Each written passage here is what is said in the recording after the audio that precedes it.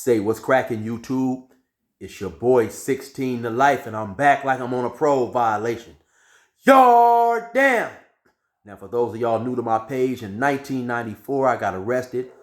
I was eventually sentenced to 16 years plus life, and I served 24 years straight in the California prison system. During those times, I accumulated some good stories. I'm going to share some with y'all today. If you happen to like the story, hit the like button, subscribe, comment, and hit that notification bell. That way, anytime I drop a story, you will be notified ASAP Rocky, and you can hop on it whenever you're ready.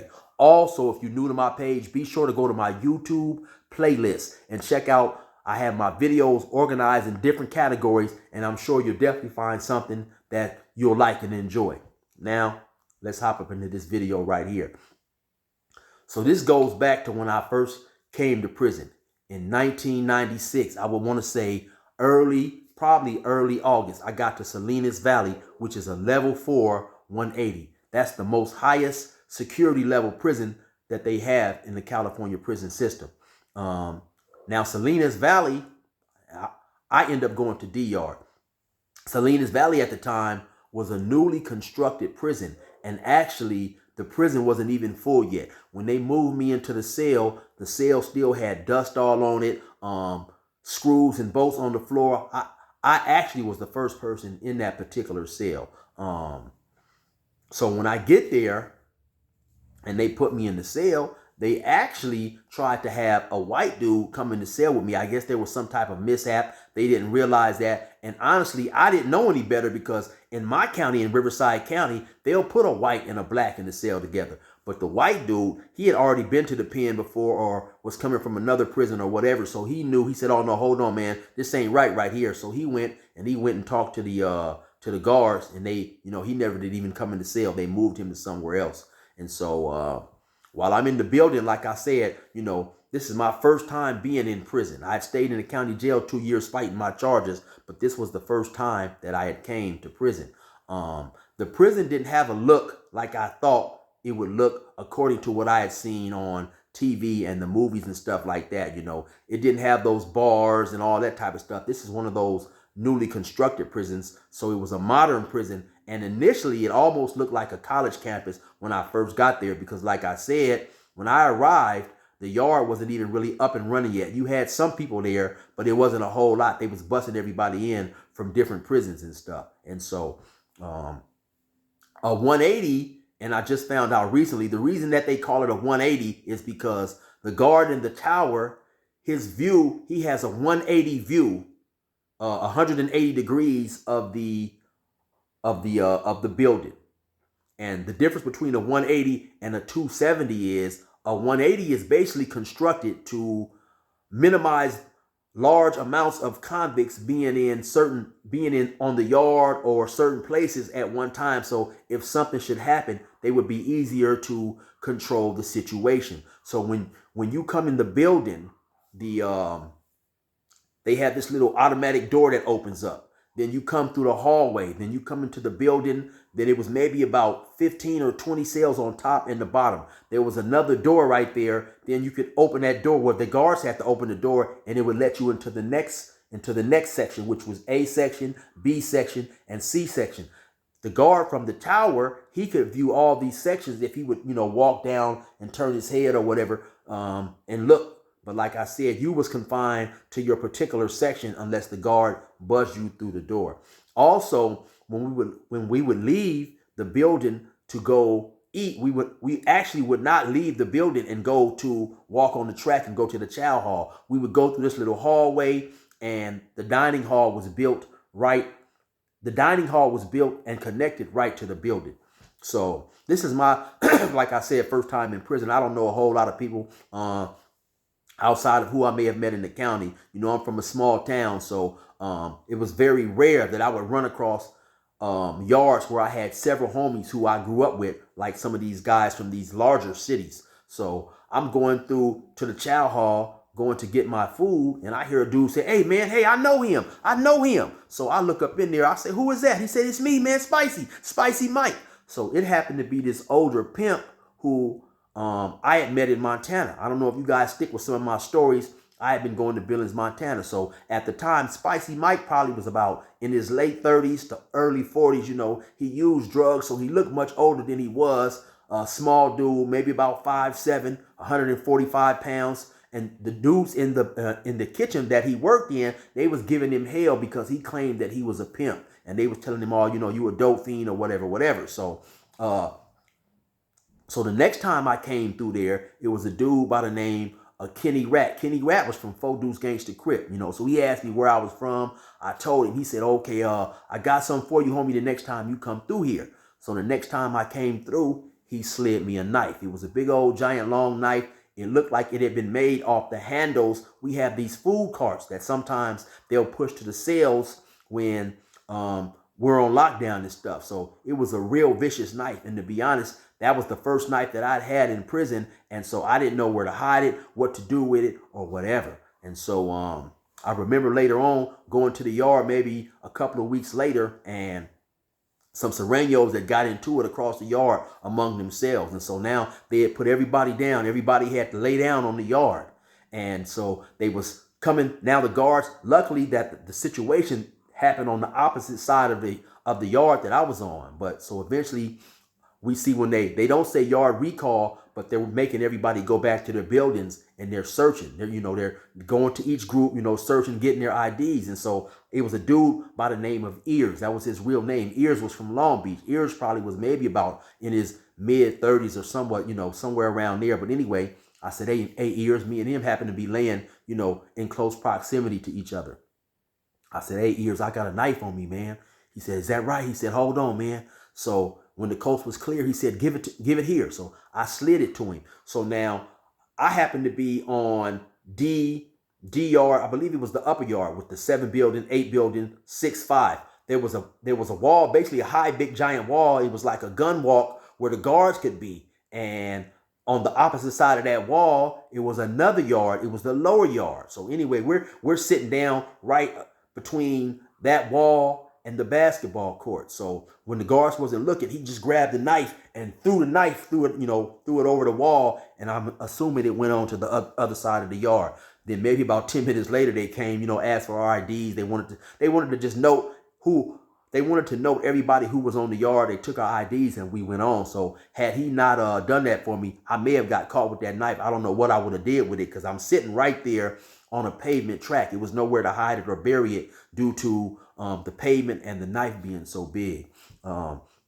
Later on, they moved the dude into my cell by the name of Scott. Scott was a young dude, man, maybe about 21 years old, maybe about 5'8", 150 pounds. Scott didn't gangbang. He was a Christian, but he had life without parole. Whatever he did to get life without parole, I never did ask him. I do remember one particular time we happened to be on the yard.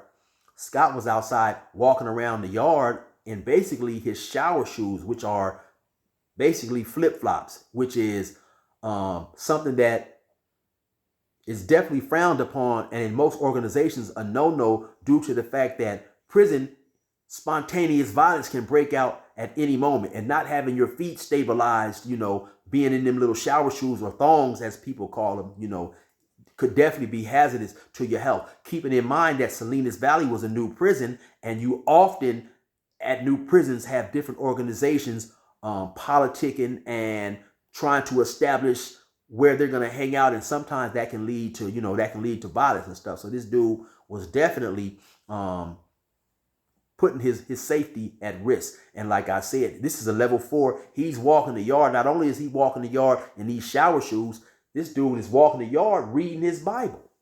So I told him, hey man, hey Scott, you might want to be careful, man. Take them shower shoes off and pay attention, man. Read your Bible in the cell.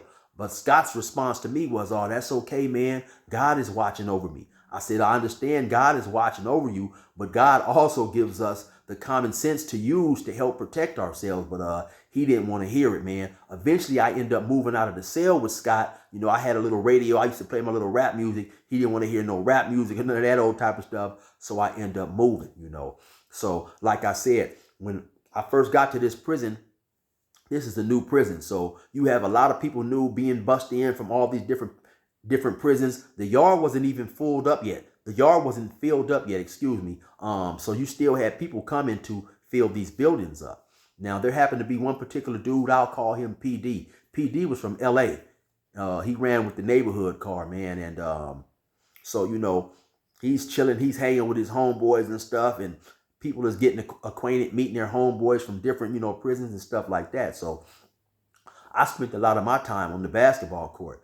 It wasn't anybody up there from my area. And so I spent a lot of time on the basketball court playing basketball, playing 21. So one day we happened to be outside playing basketball, and it's a dude at the free throw line who's shooting his, he just scored, so he's shooting. I'm on the opposite side of the wall. Now, the long wall, which I told you about, where the guy had threw the knives over, that was also at the lower part of that wall is where all the Crips hung out, And so at this point in time, I look up, I see PD over there. It's PD and maybe about 4 or 5 of his homeboys. I don't know if I mentioned, PD was pretty small. PD was probably about 5'6", maybe about 150. He was stocky for his height, but he was still a small dude, and he appeared to be only about 19 or 20 years old. He was real young in his appearance. And like I said, at this time, we had all been on the yard maybe a few weeks, maybe a month, maybe somewhere around there, now.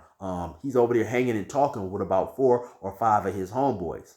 And all of a sudden, beep, boop, bop, beep, boop, bop, boop. They all just jumped on his helmet real tough, like beep, boop, bop, beep, boop, bop, bop, boop. Now, to his credit, he's fighting back, but he's too small and it's way too many of them. They own him. Beep, boop, bop, bop. And one of them dudes just hit him from the side and knocked him down, They like, yeah, get up out of here. You got to get up out of here. I don't know what he done. I never found out what he done. But once again, to his credit, he jumped back up, start fighting. He's like, I ain't going nowhere. He started fighting. But every time he would rush one, the other one was swarming. Beep, boop, bop, boop, boop, bop, boop, bop. And they busted him up. Now, while all this stuff is going on, the guards don't see none of this. So eventually, they get on him so tough. And like I said, there's so many of them that every time he had turned to try to fight one, they had pretty much just rat pack him. So, he walked off. He walked off, his lip bleeding, his shirt all busted. They telling him, yeah, get up out of here. Get up out of here. He like, man, I ain't going nowhere. I ain't going nowhere, So he went over there on the wall. He posted up on the wall for maybe about 3 or 4 minutes. Then he came back over there yeah, what's up? Yeah, what's up? He rushed one of them. Boop, bop, bop. He started getting on him. Once again, they all converged on him. Hopped on his helmet, real tough. Beep, boop, bop, boop. Bop! Once again, they knocked him down again. Put him down. As soon as they put him down, he jumped back up, rushed the dude. They came from the side. Somebody came from the side. Bam! Caught him with a left, knocked him back down again. He got up once again, went and cleared his head, tried to come back and fight again, and he pretty much got the same treatment. Later that day, he went back into his cell, and I never did see him again, right? So I don't know, if he ended up choosing to leave or the guard seen him. He was beat up and busted up and bruised. But he ended up eventually, I guess, obviously leaving the yard because I'd never seen him again. So, by me being from a small town, I was born and raised in a small town where I would say at least 60 or 75% of the people who I graduated high school with, we started going to first guard or even kindergarten together. So, I had a real sense of I would say, family and homie, just homies sticking together. So for me to see something like this happen was definitely an eye opener for me because I realized these dudes is playing for keeps up here. I was like, damn, man, them dudes was just hanging together and kicking it and laughing, talking, yesterday. Every day they laughing and talking and chilling and hanging out. Now something comes to play and they beat the brakes up off this dude and tell him to get on, So like I said, I never really understood, or I never actually found out what the dude had done. But that was the first time that I had seen a DP on a 4 yard. And I realized, that it was going to be, this was going to be a cold journey. Anyway, that's all that I got. Like I told y'all, sometimes I didn't see many things happen. Never really had the background on what may have happened or what may have caused that situation to happen. But anyway, you already know what it is. It's your boy 16 to life. Resume normal program.